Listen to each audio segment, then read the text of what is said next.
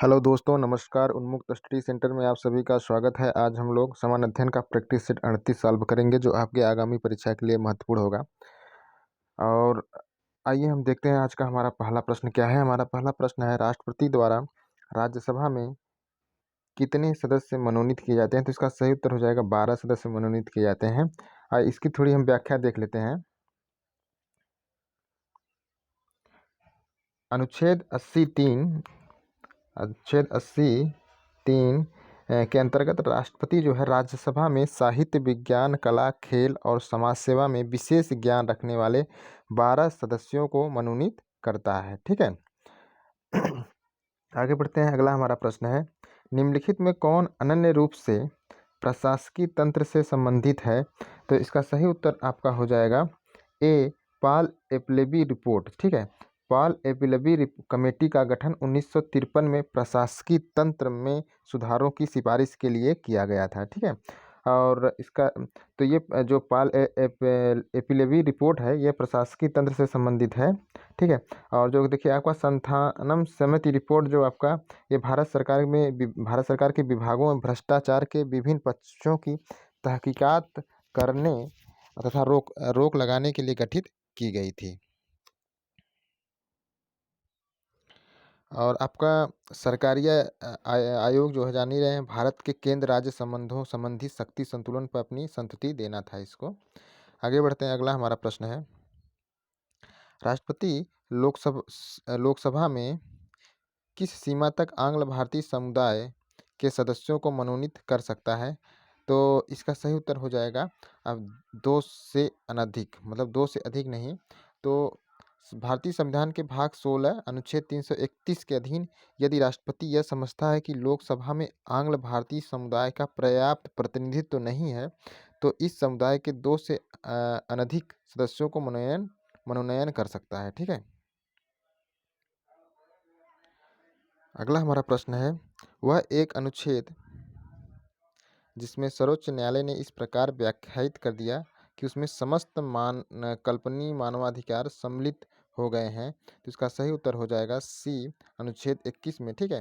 भारतीय संविधान का अनुच्छेद 21 जो है, प्राण एवं दैहिक स्वतंत्रता के संरक्षण से संबंधित है। अनुच्छेद 21 एक ऐसा अनुच्छेद है जिसका उच्चतम न्यायालय ने इतना रूप परिवर्तन कर दिया कि अब उसकी परिधि में वे सभी मानवाधिकार आते हैं जिनकी कल्पना की जा सकती है। ठीक है। आप जानते ही हैं, अनुच्छेद 14 जो है, राज्य किसी व्यक्ति को भारतीय राज्य क्षेत्र में विधि के समता और विधि के समान संरक्षण से वंचित नहीं करेगा। और आपका अनुच्छेद 19 जो है, ये वाक स्वतंत्रता अधिकारों का संरक्षण करता है। अनुच्छेद 19 में 6 तरह की स्वतंत्रताओं का उल्लेख किया गया है। ठीक है। अनुच्छेद 23 में आपका यह अनुच्छेद मानव दुर्व्यवहार, बलात्श्रम आदि का प्रतिषेध करता है। अगला हमारा प्रश्न है, निम्नलिखित कथनों में कौन सही नहीं है। तो हमको इसमें बताना है कौन सही नहीं है। तो इसमें व्यक्ति भारतीय रिजर्व बैंक में अपने खाते खोल सकता है, ये आपका सही नहीं है। ठीक है। इसका सही उत्तर पूछा है क्या सही नहीं, तो ये सही नहीं है। तो इस व्यक्ति जो है भारतीय रिजर्व बैंक में अपने खाते नहीं खोल सकता है। ठीक है। व्यक्ति क्षेत्रीय ग्रामीण बैंकों में अपने खाते खोल सकता है, व्यक्ति राष्ट्रीयकृत व्यावसायिक बैंक में अपने खाते खोल सकता है, व्यक्ति निजी बैंक में अपने खाते खोल सकता है। अगला हमारा प्रश्न है, 12वें वित्त आयोग ने सुझाव दिया कि केंद्र और राज्यों के राजस्व घाटे को घटाकर शून्य करना है। तो इसका सही उत्तर हो जाएगा डी, वर्ष 2008 और 9 तक 12वां वित्त आयोग जो था, कहा था कि राजस्व घाटे को शून्य करना है। ठीक है। आगे बढ़ते हैं। अगला हमारा प्रश्न है, भारत में जिसे मुद्रास्फीति मापी जाती है, तो इसका सही उत्तर हो जाएगा बी, थोक मूल्य सूचकांक। ठीक है। भारत में मुद्रास्फीति को थोक मूल्य सूचकांकों के आधार पर मापा जाता है। ठीक है। और भारत में थोक मूल्य सूचकांक के लिए आधार वर्ष 2011 और 12 है। ठीक है। और थोक मूल्य सूचकांक सिर्फ वस्तुओं की कीमतों का सूचकांक है, सेवाओं का नहीं। इस सूची में अभी तक 697 वस्तुएं ऐसे। छत्तीसगढ़ राज्य का गठन किसके विभाजन से संपन्न हुआ था। तो इसका सही उत्तर आपका हो जाएगा मध्य प्रदेश के विभाजन से छत्तीसगढ़ का गठन हुआ था। अगला हमारा प्रश्न है, निम्नलिखित में किस प्रस्ताव द्वारा प्रासंगिक संबंध संघीय बजट से है। तो इसका सही उत्तर हो जाएगा आपका सी, कटौती का प्रस्ताव जो है, कटौती का प्रस्ताव संघीय बजट से है। भारतीय संविधान के अनुच्छेद 112 के अनुसार एक वार्षिक वित्तीय विवरण संसद के समस्त प्रस्तुत किया जाता है, जिसे बजट कहते हैं। संसद में बजट पेश करने के बाद उस पर सामान्य चर्चा होती है। तत्पश्चात लोकसभा विभागानुसार अनुदान की मांगों पर चर्चा करती है। लेकिन अनुदानों की मांगों पर चर्चा के दौरान यदि कोई सदस्य चाहता है कि बजट में किसी विभाग के लिए आवंटित राशि में कटौती की जाए, तो वह सदस्य एक नोटिस देकर इस संबंध में प्रस्ताव पेश कर सकता है। इस प्रस्ताव को कटौती प्रस्ताव कहते हैं। ठीक है, स्थगन प्रस्ताव क्या होता है, देखिए इसमें आपका है स्थगन प्रस्ताव। इस प्रस्ताव का मुख्य उद्देश्य किसी अविलंबनीय लोक महत्व के मामले की ओर सदन का ध्यान आकर्षित करना।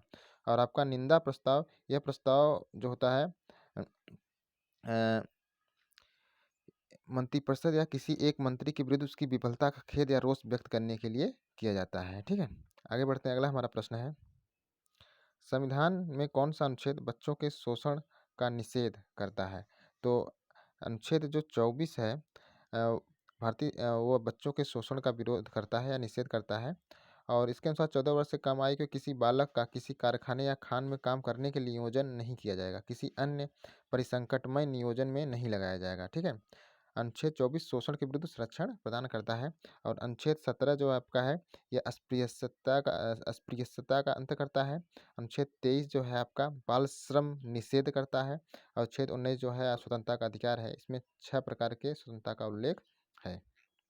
आगे बढ़ते हैं। अगला हमारा प्रश्न है, भारत के संविधान में जिसकी संतुति पर मूल कर्तव्यों को जोड़ा गया था, तो इसका सही उत्तर हो जाएगा स्वर्ण सिंह समिति की सिफारिश पर 42वें संविधान संशोधन 1976 के द्वारा भाग 4 के 51A में 10 मूल कर्तव्यों को जोड़ा गया था।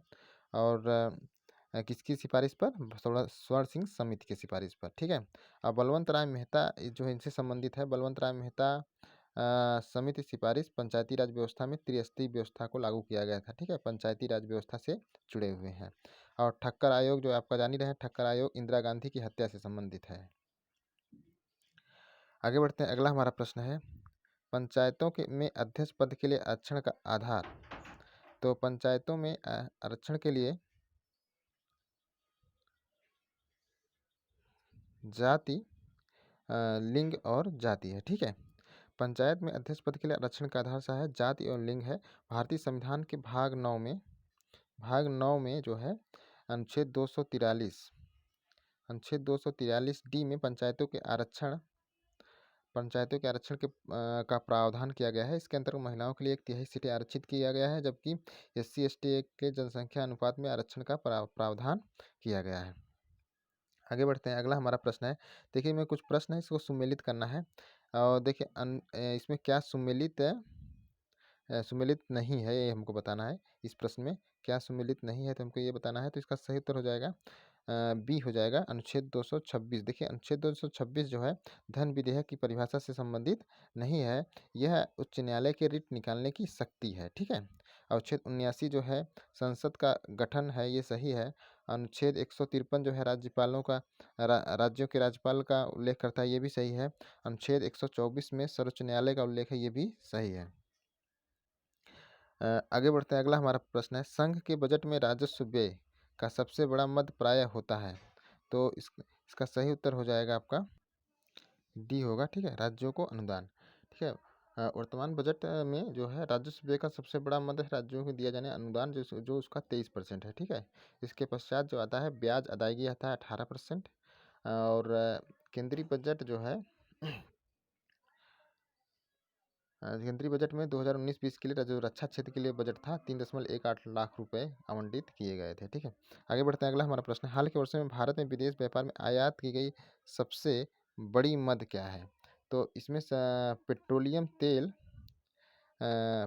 तेल और स्नेहक है जो आयात की गई सबसे बड़ी मद है, जिसमें कुल आयात का 22% हिस्सेदारी सम्मिलित है। ठीक है, आगे बढ़ते हैं। अगला प्रश्न है, भारत में सबसे बड़ा तरल स्टॉक को प्रदर्शित करने वाला सूचकांक विधान है। तो इसमें जो तरल स्टॉक को प्रदर्शित करता है, तो इसका सही उत्तर हो जाएगा आपका सी। ठीक है, निफ्टी सूचकांक जो है सबसे बड़े तरल स्टॉक को प्रदर्शित करता है। अब भारत में सबसे बड़े 50 तरल स्टॉक कंपनियों के शेयर सूचकांक को निफ्टी सूचकांक प्रदर्शित करता है। इसकी शुरुआत नवंबर 1994 की गई थी। और निफ्टी शब्द जो है नेशनल और 50 शब्द से मिलकर बना है, ठीक है। और बीएसई सेंसेक्स या मुंबई शेयर बाजार संवेदी सूचकांक भारत का एक मूल्य भारित सूचकांक है। मुंबई शेयर बाजार ने 1986 में सेंसेक्स की रचना की थी। आगे बढ़ते हैं, अगला हमारा प्रश्न है चंद्रमा कथन और कारण का है। चंद्रमा पर मानव का वजन पृथ्वी की तुलना में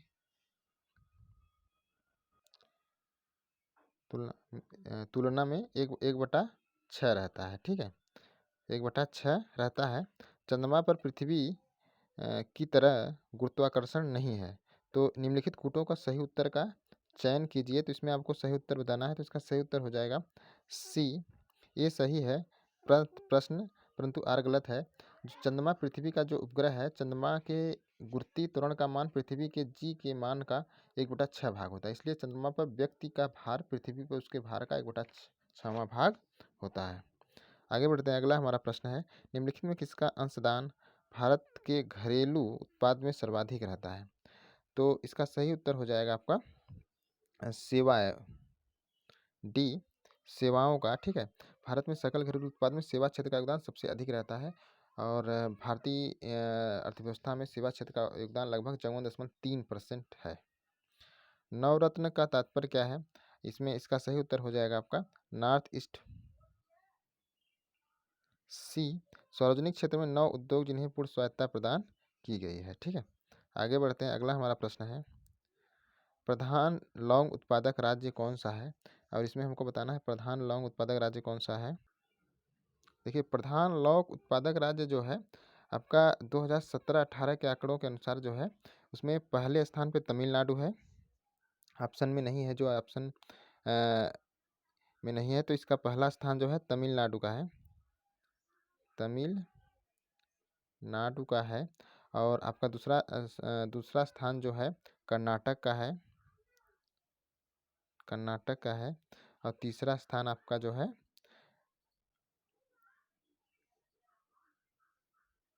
केरल का है, ठीक है, केरल का। तो इसका सही जो इसका लौंग उत्पादक का जो सर्वाधिक लौंग उत्पादन होता है तमिलनाडु, कर्नाटक और केरल। आगे बढ़ते हैं, अगला हमारा प्रश्न है राष्ट्रीय एड्स शोध संस्थान स्थापित है, वह स्थान कौन सा है। तो इसका सही उत्तर हो जाएगा पुणे। पुणे जो है आपका अक्टूबर 1992 में अक्टूबर 1992 में राष्ट्रीय एड्स शोध संस्थान की स्थापना पुणे में की गया था। और अन्य विकल्प जैसे आपका नई दिल्ली में राष्ट्रीय प्रतिरोध विज्ञान संस्थान है, भारतीय कृषि अनुसंधान संस्थान है, अखिल भारतीय आयुर्विज्ञान संस्थान है, ठीक है। चेन्नई में आपका केंद्रीय चमड़ा अनुसंधान संस्थान है। हैदराबाद में आपका राष्ट्रीय भूभौतिकी अनुसंधान संस्थान है। और centre for DNA finger printing and diagnostics है, ठीक है।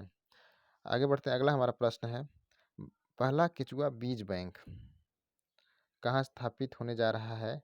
तो वह स्थान है आपका इज्जत नगर बरेली में, ठीक है। और आपका पहला केचुआ बीज बैंक है इज्जत नगर बरेली में स्थापित किया जा रहा है। तो दोस्तों, आज का हमारा जीएस का कुछ महत्वपूर्ण प्रश्न थे। आपको कैसा लगा आप कमेंट जरूर करिए। Thank you.